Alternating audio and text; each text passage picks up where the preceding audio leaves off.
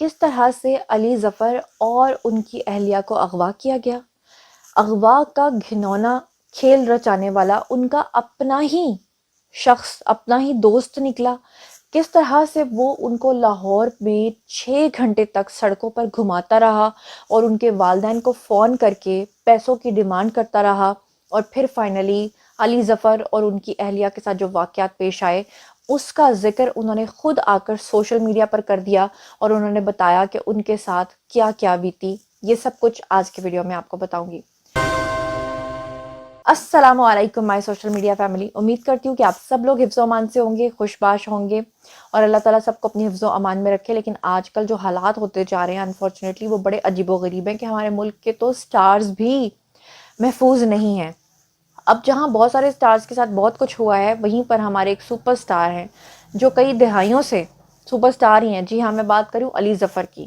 علی ظفر جو ہیں وہ 2000 میں بھی سٹار تھے، 2005 میں بھی آئی تھنک وہ سٹار تھے۔ تو علی ظفر اور ان کی اہلیہ کو کس طرح سے اغوا کیا گیا، کس طرح سے وہ اغوا کاروں کے چنگل سے باہر نکلے، اور کس طرح سے اب تک ان کی کسی نے کوئی بات نہیں سنی اور ان کو نا انصاف ملا ہے، اس بارے میں آج آپ کو بتاؤں گی کہ علی ظفر اتنے مجبور ہو گئے کہ انہوں نے خود ہی آ کر انسٹا پر پوسٹ لگائی اور لوگوں کو بتایا کہ ان کے ساتھ کیا کیا بیتی اور اب تک ان کو انصاف کیوں نہیں مل سکا۔ تو چلیے شروع کرتے ہیں۔ میں آپ کو ڈیٹیلز بتاتی ہوں کہ ہوا کچھ یوں کہ ابھی ان کی پوسٹ بھی میں آپ کو ریڈ کر کے بتاتی ہوں، لیکن میں آپ کو تھوڑا سا اس کا بیک گراؤنڈ بتاؤں کہ ہوا کیا تھا۔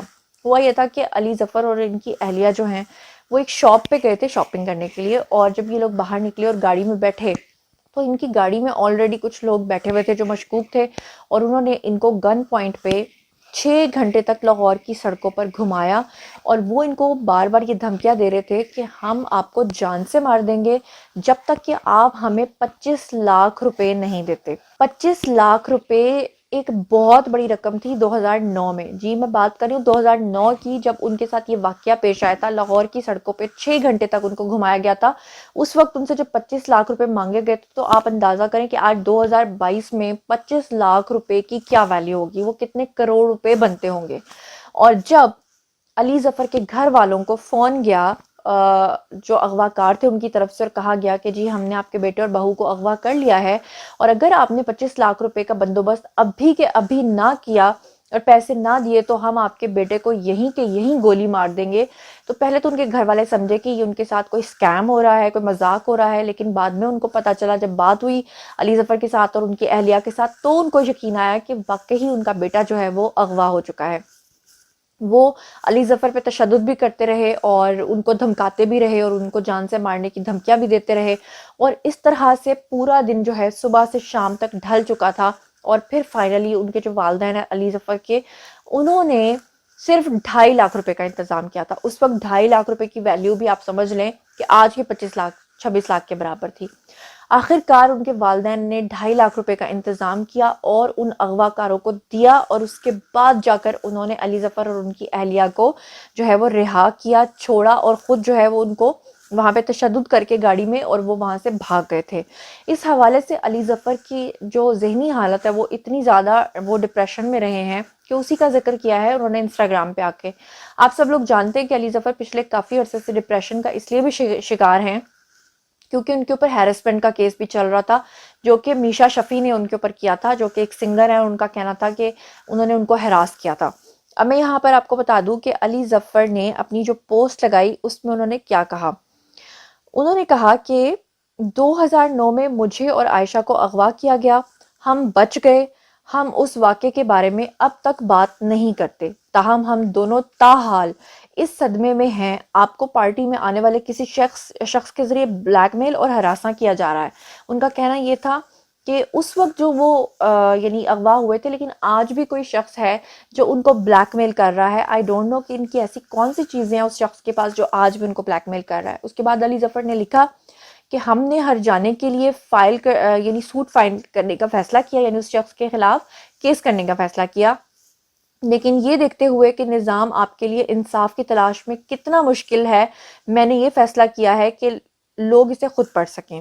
انہوں نے اپنے تمام ثبوت جو ہیں وہ انسٹاگرام پر آ کر شیئر کی۔ انہوں نے کہا کہ ہمارے پاس ہر چیز کا ثبوت ہے، لیکن انفارچونیٹلی اب تک ہمیں کوئی انصاف نہیں مل سکا۔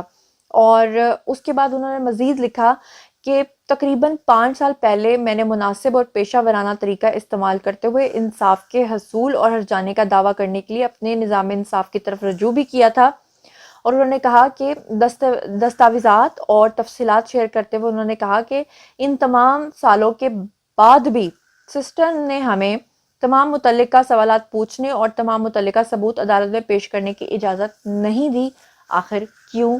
Question mark. ان کا کہنا یہ تھا کہ جو کلپرٹس تھے جن کے اوپر ان کو ڈاؤٹس ہیں، وہ کہتے ہیں کہ وہ کلپرٹس کے خلاف ان کے پاس جو ہیں وہ تمام ثبوت بھی موجود ہیں، جس کو انہوں نے شیئر کیا انسٹاگرام پہ۔ انہوں نے کہا کہ ہم نے وہ دکھائے بھی ہیں جا کر، لیکن پھر بھی ہمیں یہ سسٹم الاؤ نہیں کر رہا کہ ہمیں انصاف مل سکے، اور ہم اب تک اس شوق میں سے باہر نہیں آ سکے۔ اور جیسے کہ آپ کو پتہ ہے کہ میشا شفیع کے ساتھ ہیراسمنٹ کا کیس بھی ان کا پچھلے کافی سالوں سے چل رہا ہے، اور تب بھی ان کا نام کافی خراب کرنے کی کوشش کی گئی تھی کہ بہت سارے برانڈز جو ہیں وہ ان کا بائیکاٹ کریں، لیکن ایسا تو نہیں ممکن ہو سکا۔ لیکن ابھی تک وہ جس ذہنی تذبذب کا شکار ہیں اس کا انہوں نے اظہار ضرور کیا ہے، جو کہ میں نے آپ لوگوں کو بتا دیا ہے۔ اور پھر علی ظفر نے انسٹاگرام پر آ کر ایک اور سوال پوچھا۔ انہوں نے کہا کہ میں بہت زیادہ مشہور ہوں، ایک سپر سٹار ہوں اس ملک کا، اس کے باوجود اگر مجھے انصاف نہیں مل رہا تو ہمارے سسٹم پہ بہت سارے سوال اٹھتے ہیں، کیونکہ عام انسان کو پھر انصاف ملے یہ پاسبل ہی نہیں ہے۔ تو اس بارے میں آپ لوگوں کا کیا خیال ہے؟ آئیے کامنٹ سیکشن میں بتائیے کہ آپ لوگ اس بارے میں کیا سوچتے ہیں، کہ آپ نے اپنے ارد گرد کبھی کوئی اس طرح کا واقعہ دیکھا یا سنا ہے؟ اگر سنا ہے تو ضرور کامنٹ سیکشن میں شیئر کیجیے، میں پرسنلی جواب دوں گی۔